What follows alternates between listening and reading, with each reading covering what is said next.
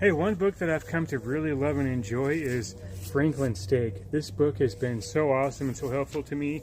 Not just because it's a cookbook, like it is a cookbook, it does help you learn how to cook steaks and it talks about steaks, but it talks about a lot of the fundamentals of steaks, like what parts of the cows the steaks come from, different methods for cooking steaks, and different ways to cook them, and which ways are preferred based upon what kind of steak you're trying to cook and what kind of result you're trying to get. So just a really great book that really lays out a lot of fundamentals of steak and helps you so that no matter what you're cooking with or what meat you're trying to cook, you can find success and you can do well with it. So check out Franklin Steak. It's an awesome book, super helpful. It's really helped me out a ton.